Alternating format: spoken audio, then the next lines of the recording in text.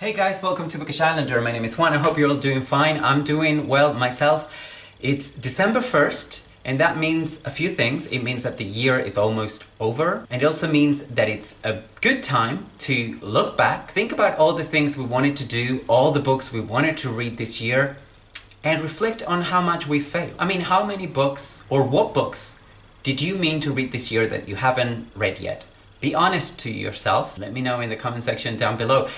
I haven't read quite a few books that I was meaning to read this year, particularly books that have actually come out this year. So I've decided to create a TBR for December 2019. Now this TBR might give me the opportunity to fail once again with my reading plans, but I'm gonna try very hard for that not to be the case. So the first book that I'm gonna read is Drive Your Plow Over the Bones of the Dead by Olga Tokarczuk.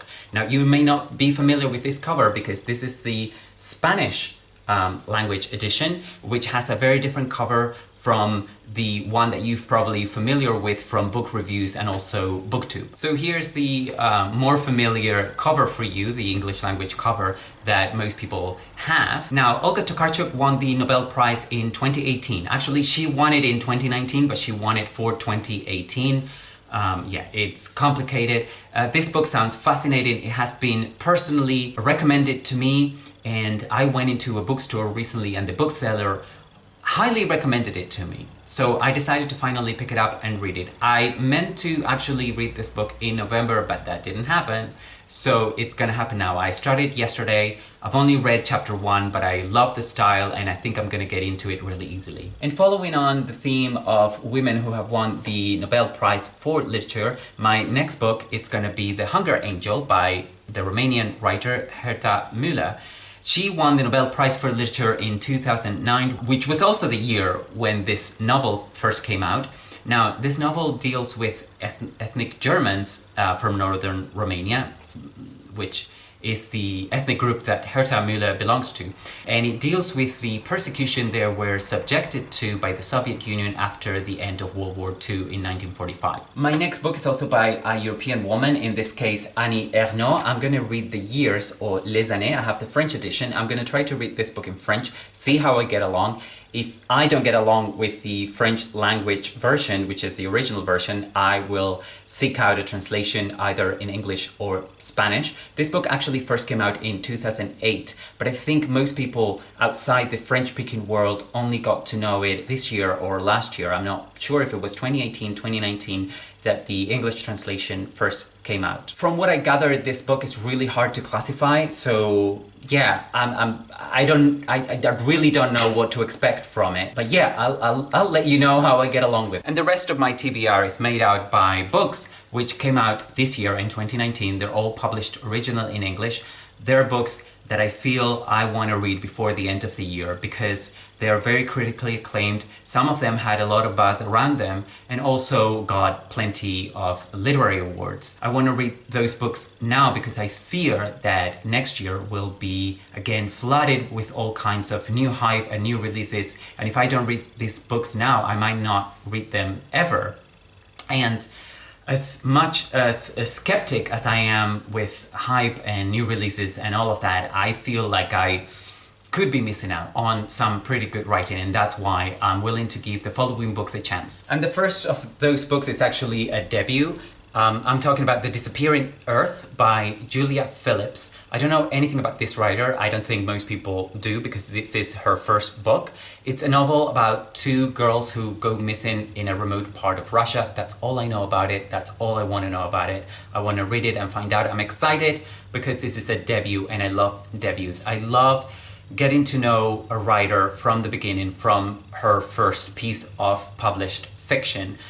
Because this could be promising, this could be the beginning of something. That something could be huge disappointment, but it could also be many years of looking forward to great books by one author. So we'll see which way this goes. And the next book is a collection of short stories by Ted Chiang. It's called Exhalation. He's a science fiction writer, so I'm assuming all these short stories will be science fiction. I'm not a sci-fi fan at all. I've read very little science fiction, but science fiction is a genre that I wouldn't mind knowing a little bit better, but I don't like wasting my time, which is why I haven't read that much. So this comes recommended, so I'm hoping it would be the kind of science fiction that would speak to me. Also, I've been meaning to read anything by Ted Chiang ever since I watched the movie Arrival, which is based on an earlier short story called The Story of My Life. I love that movie so much that I wanted to read the short story. That hasn't happened, but now I have the chance to read a short story collection by him. If I do like Exhalation, I might go back and read some of his previous work, including that story that Arrival was based upon. And I've been meaning to read Lost Children Archive by Valeria Luiselli ever since it got longlisted for the Booker Prize this year. This novel has gotten very mixed reviews. I think a lot of booktubers have already read it. Some people like it, some people have problems with it, particularly the second part, I believe. So unfortunately I have a good idea of what to expect, but I'm just hoping to be surprised and to be pleasantly surprised with it. And the final two books that I have are very different. The first one of which is The Topeka School by Ben Lerner. Now, I haven't read anything by Ben Lerner, and this book has been classified by some critics as autofiction. Now, I've been running away from so-called autofiction ever since the term was first coined by critics.